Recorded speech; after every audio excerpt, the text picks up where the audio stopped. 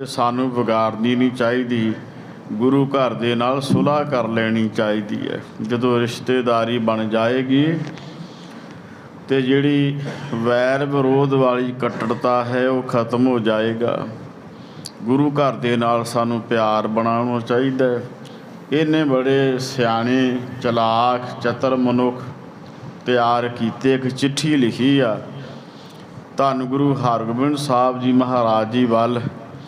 ਦਿੱਲੀ ਤੋਂ ਚੰਦੂ ਨੇ ਦੂਤ ਭੇਜੇ ਆ, ਕਿਵੇਂ ਸ਼੍ਰੀ ਅੰਮ੍ਰਿਤਸਰ ਸਾਹਿਬ ਵਿਖੇ ਪਹੁੰਚਦੇ ਆ, ਕਿਵੇਂ ਧੰਨ ਸ਼੍ਰੀ ਗੁਰੂ ਹਰਗੋਬਿੰਦ ਸਾਹਿਬ ਜੀ ਮਹਾਰਾਜ ਜੀ ਦੇ ਚਰਨਾਂ ਵਿੱਚ ਆਣ ਕੇ ਚੰਦੂ ਦੀ ਭੇਜੀ ਹੋਈ ਜਿਹੜੀ ਪੱਤਰਕ ਹੈ ਗੁਰੂ ਸਾਹਿਬ ਜੀ ਨੂੰ ਭੇਟ ਕਰਨਗੇ।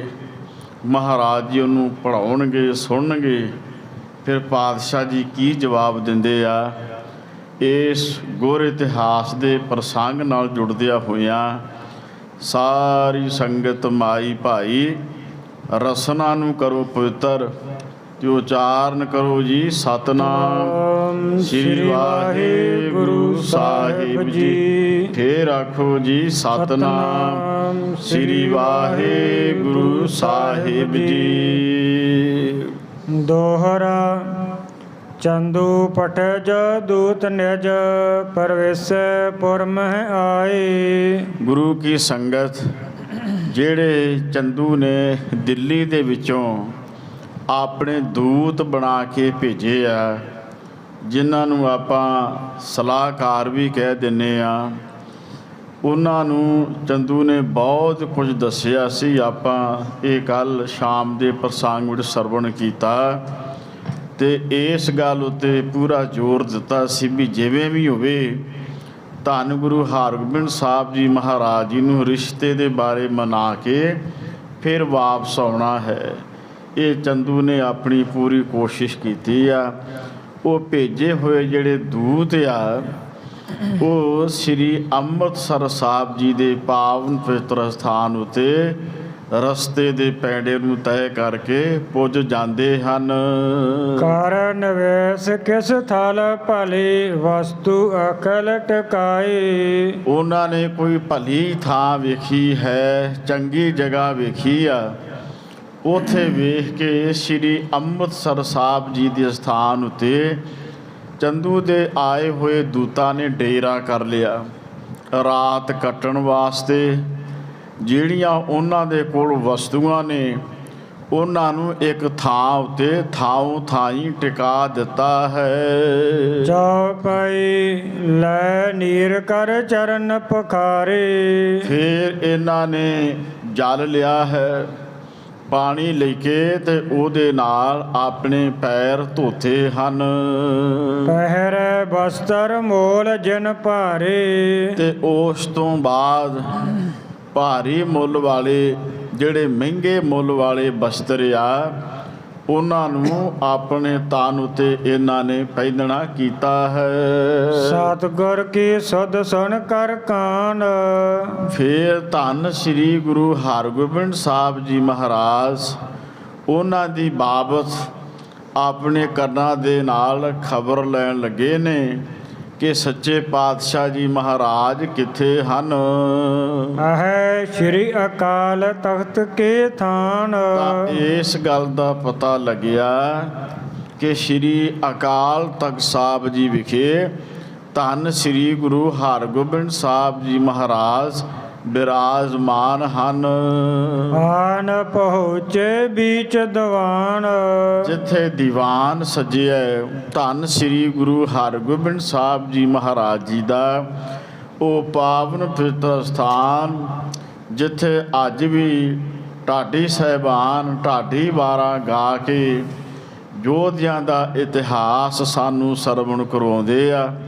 ਧੰਨ ਸ੍ਰੀ ਗੁਰੂ ਹਰਗੋਬਿੰਦ ਸਾਹਿਬ ਜੀ ਮਹਾਰਾਜ ਉੱਥੇ ਅਕਾਲ ਤਖਤ ਸਾਹਿਬ ਉੱਤੇ ਬਿਰਾਜਮਾਨ ਆ। ਇਹ ਆਏ ਹੋਏ ਜਿਹੜੇ ਦੂਤ ਆ ਜਦੋਂ ਇਹਨਾਂ ਨੂੰ ਖਬਰ ਮਿਲਦੀ ਆ ਇਹ ਵੀ ਦੀਵਾਨ ਵਿੱਚ ਜਾ ਕੇ ਪਹੁੰਚ ਜਾਂਦੇ ਹਨ। ਬੈਠ ਸੁਪਟ ਬਰਿੰਦ ਸਾਵਧਾਨ। ਚੰਦੂ ਦੇ ਭੇਜੇ ਹੋਏ ਦੂਤ ਜਾਂ ਸਰਕਾਰੀ ਬੰਦੇ, ਸਰਕਾਰ ਦੇ ਜਿਹੜੇ ਸਿਪਾਹੀ ਆ ਦੂਤ ਬਣ ਕੇ ਆਏ ਆ ਤੇ ਛੇਵੇਂ ਪਾਤਸ਼ਾਹ ਮਹਾਰਾਜ ਜੀ ਦੇ ਦਰਬਾਰ ਵਿੱਚ ਸ੍ਰੀ ਅਕਾਲ ਤਖਤ ਸਾਹਿਬ ਜਿੱਥੇ ਦੀਵਾਨ ਸਜਿਆ, ਬੜੇ ਸਾਵਧਾਨ ਹੋ ਕੇ ਬੈਠ ਗਏ ਹਨ। ਤੋਮਰ ਤੁਬਕ ਤੀਰ ਤਰਵਾਰ।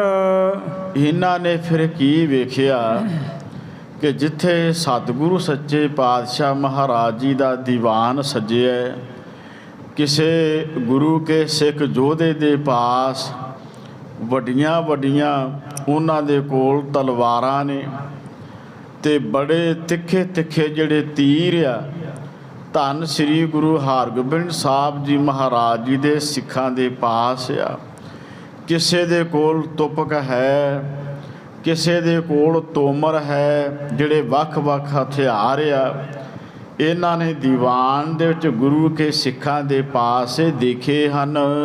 ਸਾਹਿਬ ਸਹਤੀ ਸੇਲ ਸੰਭਾਰ। ਫੇਰ ਕੀ ਵੇਖਦੇ ਆ ਵੀ ਕੁਝ ਸਿੱਖਾਂ ਦੇ ਪਾਸ ਵੱਡੀਆਂ ਵੱਡੀਆਂ ਤਿੱਖੀਆਂ ਬਰਸ਼ੀਆਂ ਨੇ, ਬਹੁਤ ਲੰਬੀਆਂ ਲੰਬੀਆਂ, ਤੇ ਇਸ ਤੋਂ ਇਲਾਵਾ ਵੱਡੀਆਂ ਵੱਡੀਆਂ ਤਲਵਾਰਾਂ ਜਿਹੜੀਆਂ ਨੇ, ਵੱਡੇ ਵੱਡੇ ਜਿਹੜੇ ਸੇਲੇ ਆ ਜਿਨ੍ਹਾਂ ਨੂੰ ਨੇਜੇ ਵੀ ਕਿਹਾ ਜਾਂਦਾ ਹੈ, ਗੁਰੂ ਕੇ ਸਿੱਖ ਸੰਭਾਲ ਕੇ ਆਪਣੇ ਪਾਸ ਦੀਵਾਨ ਵਿੱਚ ਸੱਜੇ ਹਨ। ਸੇ ਪਰ ਸਰੋਹੀ ਸੰਗ ਤਰੰਤੇ। ਇਹਨਾਂ ਗੁਰੂ ਕੇ ਸਿੱਖਾਂ ਦੇ ਪਾਸ ਢਾਲਾਂ ਵੀ ਆ, ਜਿਵੇਂ ਨਿਹੰਗ ਸਿੰਘ ਜੀ ਗੁਰੂ ਕੇ ਸਿੱਖ ਆਪਣੇ ਪਿੱਛੇ ਲੱਕ ਦੇ ਨਾਲ ਇਹ ਢਾਲ ਹਮੇਸ਼ਾ ਬੰਨ੍ਹ ਕੇ ਰੱਖਦੇ ਆ ਦੁਸ਼ਮਣ ਦੇ ਵਾਰ ਨੂੰ ਰੋਕਣ ਵਾਸਤੇ। ਤਾਂ ਇਹਨਾਂ ਗੁਰੂ ਕੇ ਸਿੱਖਾਂ ਦੇ ਪਾਸ ਇਹ ਢਾਲਾਂ ਵੀ ਆ, ਤੇ ਇਸ ਤੋਂ ਇਲਾਵਾ ਇਹਨਾਂ ਦੇ ਕੋਲ ਬਹੁਤ ਵੱਡੇ ਵੱਡੇ ਹੋਰ ਵੀ ਜਿਹੜੇ ਸਾਂਗ ਆ, ਉਹ ਜਿਹੜੇ ਸ਼ਸਤਰ ਆ, ਤੇ ਫਿਰ ਤਲਵਾਰਾਂ ਵੀ ਜਿਹੜੀਆਂ ਸਿਰੋਹੀ ਆ। ਇਹ ਰਾਜਪੂਤਾਨੇ ਦਾ ਇੱਕ ਸਥਾਨ ਆ ਜਿੱਥੋਂ ਦੀ ਤਲਵਾਰ ਬਹੁਤ ਹੀ ਵਧੀਆ ਵਧੀਆ ਲੋਹੇ ਦੀ ਆ ਤੇ ਬੜੀ ਲਚਕਦਾਰ ਹੁੰਦੀ ਆ। ਇੱਥੋਂ ਦੀ ਹੋਣ ਕਰਕੇ ਸਰੋਈ ਦਾ ਅਰਥ ਹੀ ਤਲਵਾਰ ਹੋ ਗਿਆ, ਭਾਵ ਉਹ ਤਲਵਾਰ ਜਿਹੜੀ ਬਹੁਤ ਵਧੀਆ ਲੋਹੇ ਦੀ ਬਣੀ ਹੈ। ਸ਼ਾਸਤਰ ਬਸਤਰ ਤੇ ਅਦਕ ਸੁਬੰਤੇ। ਤੇ ਗੁਰੂ ਕੇ ਸਿੱਖਾਂ ਦੇ ਤਨ ਉੱਤੇ ਸ਼ਸਤਰ ਸਜਾਏ ਹੋਏ ਆ। ਛੇਵੇਂ ਪਾਤਸ਼ਾਹ ਮਹਾਰਾਜ ਜੀ ਵੀ ਆਪ ਬਹੁਤ ਵਧੀਆ ਸੁੰਦਰ ਉਹਨਾਂ ਨੇ ਬਸਤਰ ਆਪਣੇ ਤਨ ਉੱਤੇ ਸਜਾਏ ਆ, ਤੇ ਨਾਲ ਹੀ ਮਹਾਰਾਜ ਜੀ ਨੇ ਵਧੀਆ ਵਧੀਆ ਜਿਹੜੇ ਸ਼ਸਤਰ ਆ ਪਾਤਸ਼ਾਹ ਜੀ ਦੇ ਸਰੀਰ ਉੱਤੇ ਬੜੇ ਹੀ ਸ਼ੋਭਨੀਕ ਆ, ਬੜੇ ਹੀ ਫੱਬਦੇ ਹਨ। ਸ਼੍ਰੀ ਗੁਰੂ ਹਰਗੋਬਿੰਦ ਤਖਤ ਬਿਰਾਜੇ। ਧੰਨ ਸ੍ਰੀ ਗੁਰੂ ਹਰਗੋਬਿੰਦ ਸਾਹਿਬ ਜੀ ਮਹਾਰਾਜ ਸ੍ਰੀ ਅਕਾਲ ਤਖਤ ਸਾਹਿਬ ਵਿਖੇ ਬਿਰਾਜਮਾਨ ਹਨ।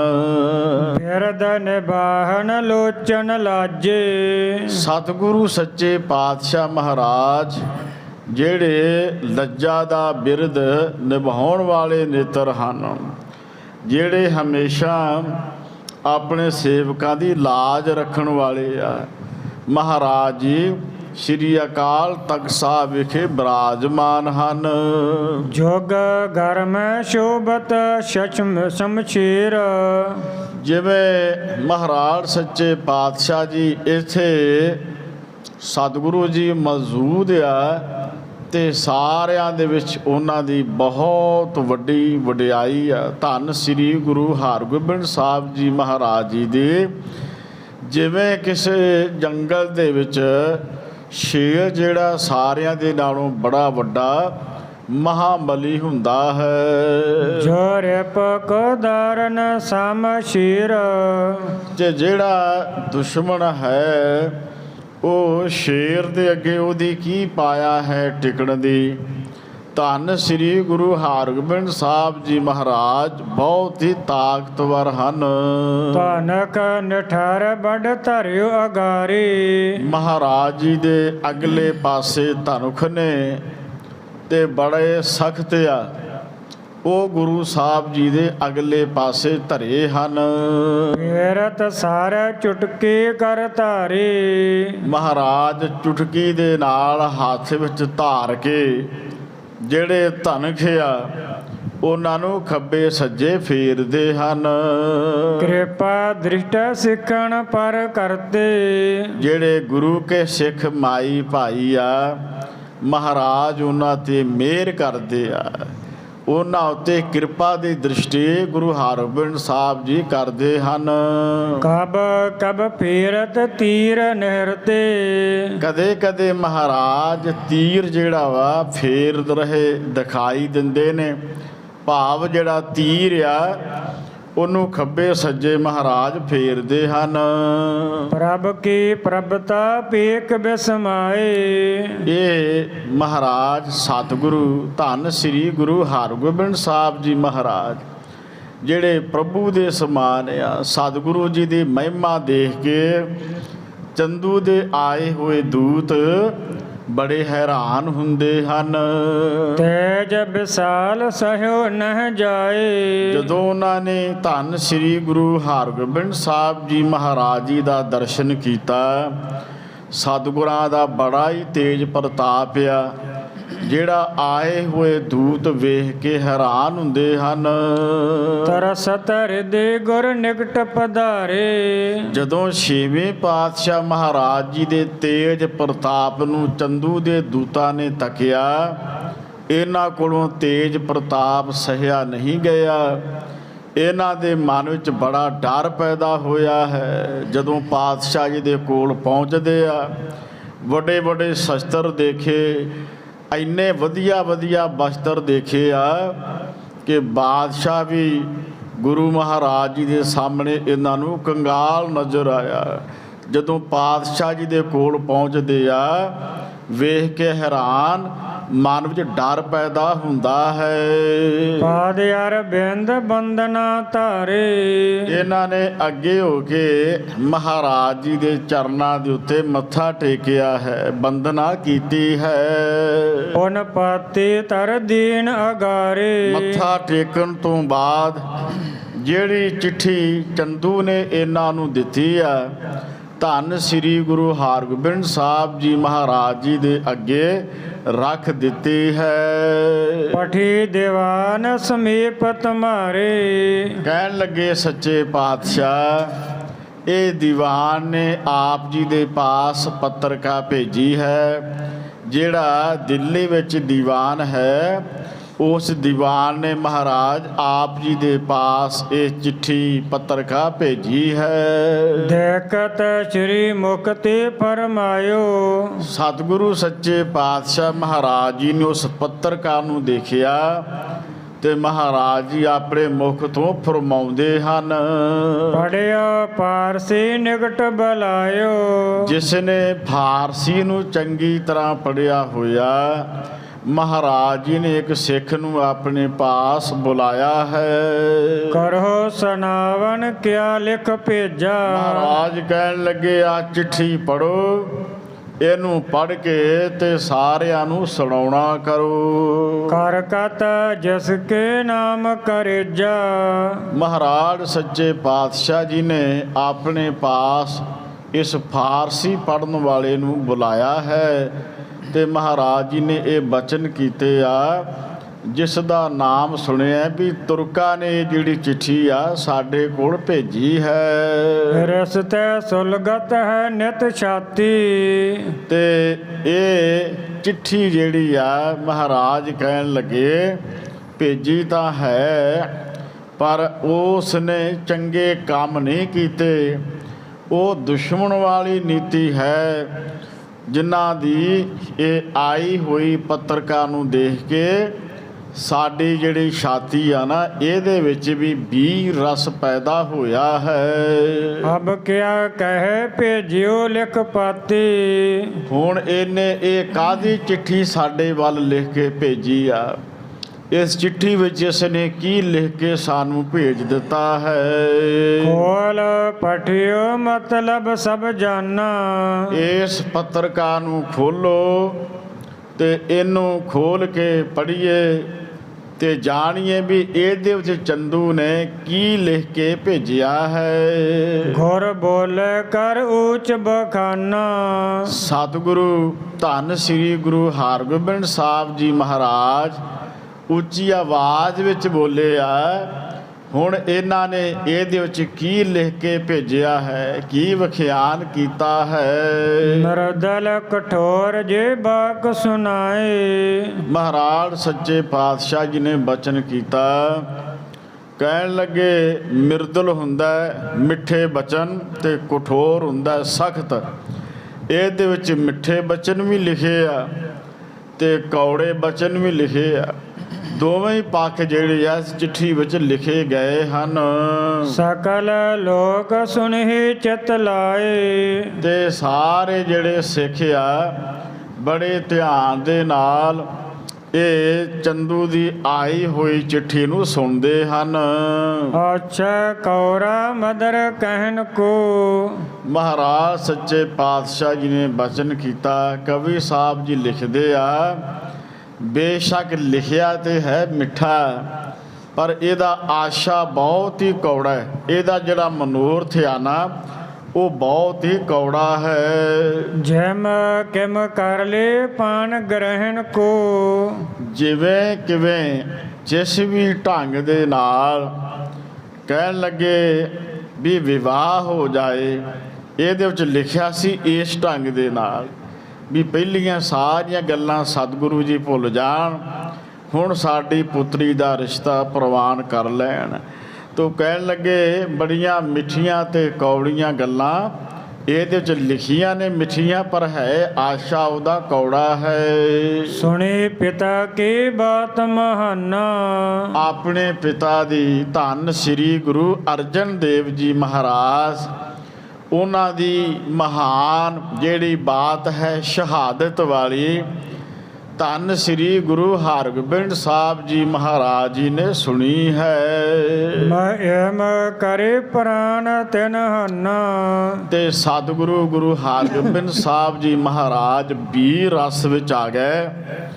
ਆਖਿਆ ਮਹਾਰਾਜ ਸੱਚੇ ਪਾਤਸ਼ਾਹ ਜੀ ਨੇ ਮੈਂ ਉਹਦੇ ਪ੍ਰਾਣ ਖਿੱਚ ਲਵਾਂਗਾ ਜਿਸ ਨੇ ਸਾਡੇ ਪਿਤਾ ਧੰਨ ਸ੍ਰੀ ਗੁਰੂ ਅਰਜਨ ਦੇਵ ਜੀ ਮਹਾਰਾਜ ਜੀ ਨੂੰ ਸ਼ਹੀਦ ਕੀਤਾ ਹੈ। ਗੈਲ ਲੱਗਿਓ ਕੂਕਰ ਕੀ ਨਿਆਏ। ਸੁਣਦਿਆਂ ਸਾਰ ਛੇਵੇਂ ਪਾਤਸ਼ਾਹ ਜੀ ਵੀਰ ਰਸ ਵਿੱਚ ਆਉਂਦੇ ਆ ਔਰ ਕਹਿੰਦੇ ਨੇ ਵੀ ਇਹ ਆਪਣੇ ਆਪ ਨੂੰ ਕੁੱਤਾ ਦੱਸਦਾ ਜਿਹੜਾ ਚੰਦੂ ਹੈ ਕਿ ਮੈਂ ਸਤਿਗੁਰਾਂ ਦੇ ਪਿੱਛੇ ਲੱਗਿਆ ਰਿਹਾ। ਧੰਨ ਸ੍ਰੀ ਗੁਰੂ ਅਰਜਨ ਦੇਵ ਜੀ ਮਹਾਰਾਜ ਜੀ ਦੇ ਇਹ ਗੱਲ ਜਦੋਂ ਗੁਰੂ ਹਰਗੋਬਿੰਦ ਸਾਹਿਬ ਜੀ ਸੁਣਦੇ ਆ ਤੇ ਬਹੁਤ ਹੀ ਵੀਰ ਰਸ ਵਿੱਚ ਆ ਜਾਂਦੇ ਹਨ।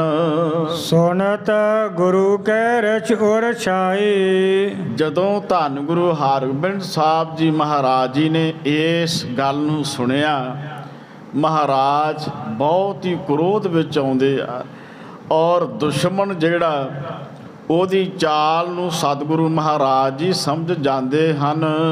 ਸੁਨਹ ਦੂਤ ਮਮ ਕਹਿਓ ਸੁਨਾਵੋ। ਮਹਾਰਾਜ ਜੀ ਨੇ ਸੱਚੇ ਪਾਤਸ਼ਾਹ ਜੀ ਨੇ ਆਖਿਆ ਕਿ ਇਹ ਦੂਤੋ ਤੁਸੀਂ ਆਏ ਜੇ ਚਿੱਠੀ ਲੈ ਕੇ ਤੇ ਤੁਹਾਨੂੰ ਮੈਂ ਇਹ ਗੱਲ ਦੱਸਣੀ ਚਾਹੁੰਦਾ ਹਾਂ। ਕਿਉਂ ਏਤਕ ਚਿਤ ਮਹਿ ਗਰਬਾਵੋ। ਅਜੇ ਵੀ ਤੁਹਾਡਾ ਜਿਹੜਾ ਚੰਦੂ ਆ ਉਹਦੇ ਮਨ ਵਿੱਚ ਹੰਕਾਰ ਆਉਂਦਾ ਹੈ। ਆ ਚਿੱਠੀ ਪੱਤਰਕਾ ਪੜ੍ਹਨ ਤੋਂ ਬਾਅਦ ਪਤਾ ਇਹ ਚੱਲਦਾ ਉਹਦੇ ਮਨ ਵਿੱਚ ਅਜੇ ਵੀ ਬੜਾ ਹੰਕਾਰ ਹੈ। ਸਮਾ ਸਮੀਪ ਆਏ ਅਬ ਗਇਓ। ਮਹਾਰਾਜ ਕਹਿਣ ਲੱਗੇ ਹੁਣ ਤੇ ਉਸ ਪਾਪੀ ਦਾ ਸਮਾਂ ਨੇੜੇ ਹੀ ਆਇਆ। ਸਮਝੋ ਸਾਰੀ ਸੰਗਤ ਆਖੋ ਸਤਨਾਮ ਸ੍ਰੀ ਵਾਹਿਗੁਰੂ। ਧੰਨ ਸ੍ਰੀ ਗੁਰੂ ਹਰਗੋਬਿੰਦ ਸਾਹਿਬ ਜੀ ਨੇ ਸੰਬੋਧਨ ਕੀਤਾ। ਕਹਿਣ ਲੱਗੇ ਦੂਤੋ ਜਿਸ ਨੇ ਚਿੱਠੀ ਭੇਜੀ ਆ ਨਾ ਤੇ ਸਾਡੇ ਪਿਤਾ ਗੁਰੂ ਅਰਜਨ ਦੇਵ ਜੀ ਮਹਾਰਾਜ ਜੀ ਦੀ ਬਾਬਤ ਲਿਖਦਾ ਵੀ ਮੈਂ ਕੁੱਤੇ ਦੇ ਵਾਂਗ ਉਹਨਾਂ ਦੇ ਮਗਰ ਲੱਗਾ ਰਿਹਾ। ਹੁਣ ਇਹਦਾ ਸਮਾਂ ਜਿਹੜਾ ਨੇੜੇ ਆ ਗਿਆ ਕਿਉਂਕਿ ਇਹਦਾ ਹੰਕਾਰ ਅਜੇ ਵੀ ਗਿਆ ਨਹੀਂ ਹੈ। ਕਿਤਕ ਕਾਲ ਤਵ ਪ੍ਰਾਨਨ ਛਇਓ। ਮਹਾਰਾਜ ਕਹਿਣ ਲੱਗੇ ਕਿ ਹੁਣ ਇਹਦੇ ਜਿਹੜੇ ਪ੍ਰਾਣ ਆ ਨਾ ਨਾਸ ਹੋ ਜਾਣਗੇ। ਹੁਣ ਇਹ ਆਪਣੀ ਜਾਨ ਗਵਾ ਬੈਠੇਗਾ। ਸ਼ਾਂਤ ਰੂਪ ਗੁਰ ਪਿਤਾ ਹਮਾਰੇ। ਜਿਹੜੇ ਸਾਡੇ ਪਿਤਾ ਸੀ ਧੰਨ ਸ੍ਰੀ ਗੁਰੂ ਅਰਜਨ ਦੇਵ ਜੀ ਮਹਾਰਾਜ ਬਹੁਤ ਸ਼ਾਂਤ ਰਸ ਵਿੱਚ ਰਹੇ ਆ। ਉਹਨਾਂ ਨੇ ਆਪਣੇ ਮੁਖ ਵਿੱਚੋਂ ਕੋਈ ਵੀ ਬੀ ਰਸ ਵਾਲਾ ਬਚਨ ਨਹੀਂ ਸੀ ਬੋਲਿਆ। ਪਰ ਇਹ ਜਿਹੜਾ ਚੰਦੂ ਪਾਪੀ ਆ ਜਾਂ ਜਹਾਂਗੀਰ ਦੀ ਜ਼ਾਲਮ ਸਰਕਾਰ ਆ, ਇਹਨਾਂ ਨੇ ਸਾਡੇ ਪਿਤਾ ਦੇ ਉੱਤੇ ਝੂਠੇ ਦੋਸ਼ ਲਾਏ ਆ। ਸਾਡੇ ਸਤਿਗੁਰੂ ਪਿਤਾ ਜੀ ਹਮੇਸ਼ਾ ਸ਼ਾਂਤ ਰਸ ਵਿੱਚ ਰਹਿਣ ਵਾਲੇ ਹਨ। ਨਹਿ ਰਸ ਧਰ ਬਚ ਦੰਦ ਪ੍ਰਹਾਰੇ। ਸਾਡੇ ਪਿਤਾ ਨੇ ਤੇ ਕੋਈ ਬਚਨਾ ਰੂਪ ਡੰਡੇ ਨਹੀਂ ਮਾਰੇ, ਉਹ ਤੇ ਮੁਖ ਤੋਂ ਹੀ ਬਚਨ ਕਰ ਦਿੰਦੇ, ਇਸ ਜ਼ਾਲਮ ਸਰਕਾਰ ਨੂੰ ਤਬਾਹ ਕਰ ਸਕਦੇ ਸਨ। ਪਰ ਗੁਰੂ ਅਰਜਨ ਦੇਵ ਜੀ ਮਹਾਰਾਜ ਸ਼ਾਂਤੀ ਦੇ ਪੁੰਜ ਬਣ ਕੇ ਰਹੇ ਆ। ਉਹਨਾਂ ਨੇ ਰਤਾ ਵੀ ਆਪਣੇ ਮਨ ਵਿੱਚ ਕੋਈ ਗੁੱਸਾ ਗਿਲਾ ਨਹੀਂ ਕੀਤਾ ਹੈ। ਕੋ ਕਰ ਗੈਲ ਭੰਗਤੋ ਤਾਵਤ। ਧੰਨ ਸ੍ਰੀ ਗੁਰੂ ਹਰਗੋਬਿੰਦ ਸਾਹਿਬ ਜੀ ਮਹਾਰਾਜ ਜੀ ਨੇ ਉਸ ਵੇਲੇ ਬਚਨ ਕੀਤਾ, ਕਹਿਣ ਲੱਗੇ ਕਿ ਮਹਾਰਾਜ ਸੱਚੇ ਪਾਤਸ਼ਾਹ ਜੀ ਦੇ ਕੋਲ ਬਹਿ ਕੇ ਉਹਨਾਂ ਤੋਂ ਬਾਅਦ ਵੀ ਇਹ ਜਿਹੜਾ ਚੰਦੂ ਆ ਇਹ ਕੁੱਤੇ ਦੇ ਵਾਂਗ ਤੇ ਆਪ ਭੌਂਕਦਾ, ਮਾੜੇ ਬੋਲ ਤੇ ਇਹ ਆਪ ਹੀ ਬੋਲਦਾ ਹੈ। ਹਤਿ ਨ ਦੰਡ ਪ੍ਰਚੰਡੇ ਜਾਵਤ। ਮਹਾਰਾਜ ਕਹਿਣ ਲੱਗੇ ਜ਼ੋਰ ਨਾਲ ਜਿੰਨਾ ਚਿਰ ਡੰਡਾ ਨਹੀਂ ਮਾਰੀਦਾ ਉਹਨਾਂ ਚਿਰ ਜਿਹੜਾ ਕੁੱਤਾ ਹੈ ਉਹ ਇੱਕ ਥਾਂ ਤੇ ਬੈਠਦਾ ਨਹੀਂ, ਉਹ ਭੌਂਕੀ ਜਾਂਦਾ ਹੈ। ਇਹਦੀ ਜਿਹੜੀ ਹਾਲਤ ਆ ਉਹ ਸੱਚਮੁੱਚ ਹੀ ਕੁੱਤਿਆਂ ਵਰਗੀ ਬਣ ਚੁੱਕੀ ਹੈ। ਪਿਤ ਕੋ ਪਲਟਾ ਨਹਿ ਨਰ ਲੇਤ। ਜਿਹੜਾ ਮਨੁੱਖ ਜਿਸ ਦੇ ਪਿਤਾ ਨੂੰ ਕਿਸੇ ਨੇ ਹਾਨੀ ਪਹੁੰਚਾਈ ਹੋਵੇ ਤੇ ਉਸ ਹਾਨੀ ਪਹੁੰਚਾਈ ਦਾ ਜਿਹੜਾ ਮਨੁੱਖ ਉਹਦੀ ਬਦੌਲਤ ਉਹਨੂੰ ਅਹਿਸਾਸ ਨਹੀਂ ਕਰਵਾਉਂਦਾ ਹੈ, ਸੋ ਨਰ ਨਹਿ ਪਸ ਮੰਦ ਅਚੇਤ। ਉਸ ਪੁੱਤਰ ਨੂੰ ਪਸ਼ੂਆਂ ਦੇ ਸਮਾਨ ਜਾਣੋ, ਮੰਦਾ ਜਾਣੋ, ਅਚੇਤ। ਜਿਵੇਂ ਜੜ ਅਚੇਤ ਦਰਖਤਾਂ ਦੇ ਵਾਂਗ ਹੁੰਦੇ ਆ। ਜਿਸ ਦੇ ਪਿਤਾ ਦੇ ਨਾਲ ਇੰਨਾ ਧਰੋ ਕਮਾਇਆ ਹੋਵੇ, ਇੰਨੇ ਤਸੀਹੇ ਦਿੱਤੇ ਹੋਣ, ਤੇ ਉਸ ਬਚਨ ਨੂੰ ਕਹਿੰਦੇ ਅੱਜ ਅਸੀਂ ਕਿਵੇਂ ਭੁੱਲ ਜਾਈਏ। ਜੈਤਕ ਤਵਤੇ ਹਵੇ ਤਕਰਾਏ। ਸਤਿਗੁਰੂ ਜੀ ਨੇ 20 ਰਸ ਵਿੱਚ ਆਣ ਕੇ ਬਚਨ ਕੀਤਾ ਕਿ ਚੰਦੂ ਜੇ ਤੇਰੇ ਵਿੱਚ ਕੋਈ ਤਕੜਾਈ ਹੈ, ਜੇ ਤੇਰੇ ਵਿੱਚ ਕੋਈ ਯੁਰਤ ਜਾਂ ਤਾਕਤ ਹੈ, ਕਰ ਲੀਜੈ ਬਹੁ ਚਿਤ ਉਪਾਏ। ਜਿੰਨੇ ਵੀ ਤੇਰੇ ਕੋਲੋਂ ਉਪਾਅ ਹੋ ਸਕਦੇ ਆ ਜ਼ਿੰਦਗੀ ਨੂੰ ਬਚਾਉਣ ਵਾਲੇ ਸਾਰੇ ਹੀ ਕਰ ਲਾ, ਕਿਉਂਕਿ ਤੇਰਾ ਜਿਹੜਾ ਸਮਾਂ ਹੁਣ ਬਹੁਤ ਥੋੜਾ ਰਹਿ ਗਿਆ ਹੈ। ਹਤੋ ਕੋ ਮ੍ਰਿਤ ਤੋਹਿ ਕੋ ਐਸੇ। ਧੰਨ ਸ੍ਰੀ ਗੁਰੂ ਹਰਗੋਬਿੰਦ ਸਾਹਿਬ ਜੀ ਮਹਾਰਾਜ ਜੀ ਨੇ ਬਚਨ ਕੀਤਾ, ਤੈਨੂੰ ਵੀ ਇਸੇ ਤਰ੍ਹਾਂ ਸਜ਼ਾ ਦੇ ਕੇ ਮਾਰਾਂਗੇ।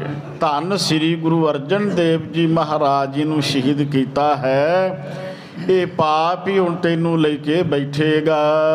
ਹਾਲਤ ਪਲਤ ਬੜ ਸੰਕਟ ਜੈਸੇ।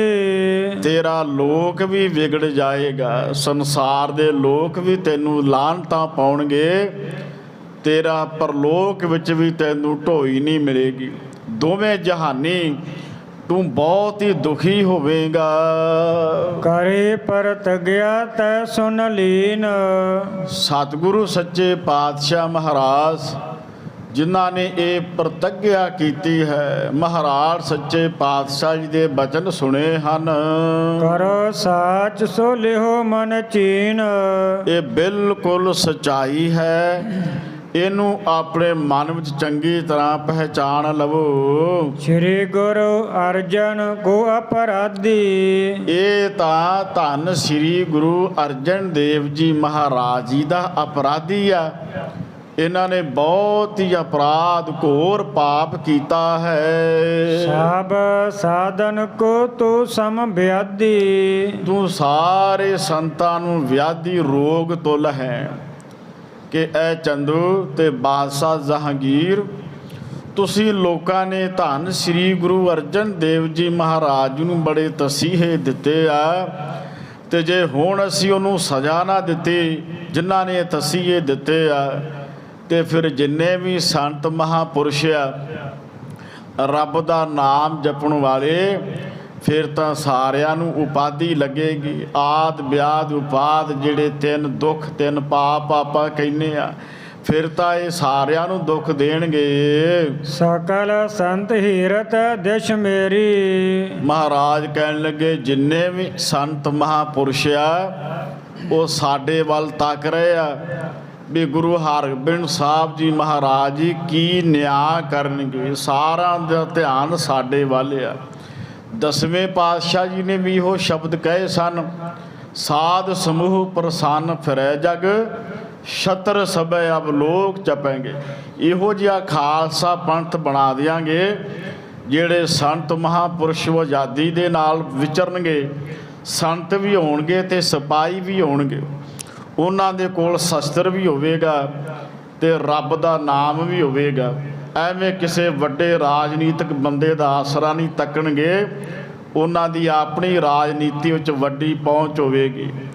ਔਰ ਇਸੇ ਤਰ੍ਹਾਂ ਜਿਹੜੇ ਦੁਸ਼ਮਣ ਲੋਕ ਉਹਨਾਂ ਨੂੰ ਸਾਂਭਣ ਦੇ ਸਮਰੱਥ ਹੋਣਗੇ, ਜਿਹੜੇ ਮੇਰੇ ਰੱਬ ਦੇ ਪਿਆਰੇ ਹੋਣਗੇ। ਖਾਲਸਾ ਪੰਥ ਮੈਂ ਇਹੋ ਜਿਹਾ ਬਣਾ ਦਿਆਂਗਾ।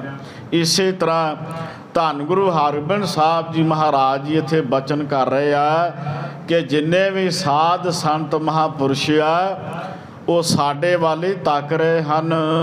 ਕਹਿ ਬਚ ਕਰਹਿ ਭਸਮ ਕੀ ਢੇਰੀ। ਕਹਿਣ ਲੱਗੇ ਜੇ ਇੱਕ ਬਚਨ ਵੀ ਸਾਡੇ ਪਿਤਾ ਜੀ ਕਰ ਦਿੰਦੇ ਤੇ ਇਹ ਸਾਰਾ ਕੁਝ ਜਿਹੜਾ ਸੀ ਇਹ ਭਸਮ ਦੀ ਢੇਰੀ ਬਣ ਜਾਣਾ ਸੀ, ਸਵਾਦ ਦੀ ਢੇਰੀ ਬਣ ਜਾਣਾ ਸੀ। ਹਸ ਪਾਪੀ ਕੋ ਤਿਆਗਹਿ ਕੌਣ। ਹੁਣ ਇਹ ਬੜਾ ਵੱਡਾ ਪਾਪੀ ਬੰਦਾ ਹੈ, ਇਹਦੇ ਕੀਤੇ ਹੋਏ ਗੁਨਾਹ ਕਿਵੇਂ ਮੁਆਫ ਕੀਤੇ ਜਾਣ, ਜਿਹਨੇ ਇੰਨਾ ਵੱਡਾ ਪਾਪ ਕੀਤਾ ਹੋਵੇ। ਸਤਿਗੁਰੂ ਸੱਚੇ ਪਾਤਸ਼ਾਹ ਜੀ ਮੈਨੇ ਤਸੀਹੇ ਦਿੱਤੇ ਹੋਣ, ਹੁਣ ਇਹਦਾ ਕੀਤਾ ਹੋਇਆ ਪਾਪ ਕਿਵੇਂ ਬਖਸ਼ਿਆ ਜਾਵੇ। ਕਰਹਿ ਬਿਨਾਸ਼ਨ ਤਵ ਜਤ ਭਾਉਣ। ਮਹਾਰਾਜ ਸੱਚੇ ਪਾਤਸ਼ਾਹ ਜੀ ਨੇ ਬਚਨ ਕੀਤਾ, ਹੁਣ ਤੈਨੂੰ ਸਮੇਤ ਘਰ ਦੇ ਭਾਵ ਇਹ ਜਿਹੜਾ ਤੁਸੀਂ ਕਰਮ ਕੀਤਾ ਉਹ ਚੰਗਾ ਨਹੀਂ, ਹੁਣ ਤੇਰੇ ਵਿਨਾਸ਼ ਹੋਣ ਦਾ ਸਮਾਂ ਆ ਗਿਆ, ਖਤਮ ਹੋਣ ਦਾ ਸਮਾਂ ਆ ਗਿਆ ਹੈ। ਸ੍ਰੀ ਗੁਰੂ ਅਰਜਨ ਕੋ ਰੁਖ ਸਭ ਦੇਖੈ। ਸਾਰਿਆਂ ਨੇ ਦੇਖਿਆ। ਸਤਿਗੁਰੂ ਸੱਚੇ ਪਾਤਸ਼ਾਹ ਮਹਾਰਾਜ ਧੰਨ ਸ੍ਰੀ ਗੁਰੂ ਅਰਜਨ ਦੇਵ ਜੀ ਮਹਾਰਾਜ ਜੀ ਨੂੰ ਯਾਦ ਕੀਤਾ। ਗੁਰੂ ਹਰਗੋਬਿੰਦ ਸਾਹਿਬ ਜੀ ਮਹਾਰਾਜ ਜੀ ਨੇ ਤੇ ਬੜੇ ਵੀਰ ਰਸ ਵਿੱਚ ਸੱਚੇ ਪਾਤਸ਼ਾਹ ਜੀ ਆਏ ਨੇ ਤੇ ਸਾਰਿਆਂ ਨੇ ਵੇਖਿਆ ਗੁਰੂ ਹਰਗੋਬਿੰਦ ਸਾਹਿਬ ਜੀ ਬੜੇ ਵੀਰ ਰਸ ਵਿੱਚ ਹਨ। ਭੈ ਸ਼ਮੀ ਰਸ ਕੋਇ ਵਸੇਖੇ। ਮਹਾਰਾਜ ਸੱਚੇ ਪਾਤਸ਼ਾਹ ਜੀ ਨੂੰ ਜਦੋਂ ਇਹ ਤੱਕਦੇ ਨੇ ਤੇ ਵੇਖ ਕੇ ਬੜੇ ਹੈਰਾਨ ਹੁੰਦੇ ਹਨ। ਤੂੰ ਮੂਰਖ ਕਿਆ ਕਹਿ ਗਰਭ ਆਵੈ। ਮਹਾਰਾਜ ਜੀ ਨੇ ਬਚਨ ਕੀਤਾ ਵੀਰ ਰਸ ਵਿੱਚ ਆਣ ਕੇ, ਕਹਿਣ ਲੱਗੇ ਕਿ ਚੰਦੂ ਤੂੰ ਬੜਾ ਮੂਰਖ ਆ, ਤੂੰ ਅਜੇ ਵੀ ਗੁਮਾਨ ਕਰਦਾ, ਤੂੰ ਅਜੇ ਵੀ ਹੰਕਾਰ ਕਰਦਾ ਹੈ। ਕੇਤਕ ਜਨਮ ਹੈ ਅਬ ਫਲ ਪਾਵੈ। ਹੁਣ ਬਸ ਕੁਛ ਗਿਣਤੀ ਦੇ ਦਿਨ ਹੀ ਬਾਕੀ ਆ, ਜਿਹੜਾ ਤੂੰ ਕੀਤਾ ਹੋਇਆ ਪਾਪ ਆ ਉਹਦਾ ਫਲ ਤੈਨੂੰ ਛੇਤੀ ਹੀ ਮਿਲ ਜਾਵੇਗਾ। ਬਚੈ ਨ ਹੋਏ ਸੁਰਪਤ ਰਖਵਾਰੋ। ਮਹਾਰਾਜ ਕਹਿਣ ਲੱਗੇ ਭਾਵੇਂ ਇੰਦਰ ਦੇਵਤਾ ਵੀ ਤੇਰੇ ਬਚਾਅ ਦੇ ਵਾਸਤੇ ਆ ਜਾਏ, ਹੁਣ ਤੈਨੂੰ ਉਹ ਵੀ ਨਹੀਂ ਬਚਾ ਸਕਦਾ ਚੰਦੂ ਪਾਪੀ, ਜਿੰਨੇ ਤੂੰ ਜ਼ੁਲਮ ਕੀਤੇ ਆ। ਭਾਵ ਦੁਨੀਆ ਦਾ ਕੋਈ ਵੀ ਬੰਦਾ ਹੁਣ ਤੈਨੂੰ ਬਚਾ ਨਹੀਂ ਸਕਦਾ ਹੈ। ਆਪਰਨ ਕੀ ਗਿਣਤੀ ਕਿਆ ਧਾਰੋ। ਬਾਕੀ ਤੇ ਦੁਨੀਆ ਦੇ ਲੋਕਾਂ ਦੀ ਤੁਸੀਂ ਗੱਲ ਹੀ ਛੱਡੋ। ਇੱਥੇ ਭਾਵੇਂ ਕੋਈ ਬਾਦਸ਼ਾਹ ਹੋਵੇ ਤੇ ਭਾਵੇਂ ਕੋਈ ਜਿੰਨਾ ਮਰਜ਼ੀ ਵੱਡਾ ਯੋਧਾ ਹੋਵੇ, ਦੁਨੀਆ ਦੇ ਲੋਕਾਂ ਦੀ ਗੱਲ ਛੱਡੋ, ਇਹਨਾਂ ਦੀ ਕੀ ਗਿਣਤੀ ਕਰਨੀ ਆ। ਹੁਣ ਇਹ ਆਪਣੀ ਕੀਤੀ ਦਾ ਫਲ ਪਾਉਣਾ ਹੀ ਹੈ। ਸੰਤਨ ਕੇ ਬਨ ਮਹਿ ਬਿਨ ਤਰਾਸ। ਜਿੱਥੇ ਸੰਤ ਰੱਬ ਦੇ ਪਿਆਰਿਆਂ ਦਾ ਇੱਕ ਜੰਗਲ ਵਰਗਾ ਅਸਥਾਨ ਹੁੰਦਾ ਹੈ, ਹਰ ਮਨੁੱਖ ਉਸ ਥਾਂ ਤੋਂ ਡਰਦਾ ਹੈ। ਕਰਤ ਖੋਟ ਬੜ ਫਿਰਤ ਹੁਲਾਸ, ਤੇ ਬੜੀ ਖੋਟ ਆਪਣੇ ਮਨ ਵਿੱਚ ਲੈ ਕੇ ਤੇ ਬੜੇ ਹੁਲਾਸ ਦੇ ਨਾਲ ਜਿਹੜਾ ਬੰਦਾ ਫੇਰ ਵੀ ਇੰਨੀ ਖੁਸ਼ੀ ਦੇ ਨਾਲ ਘੁੰਮ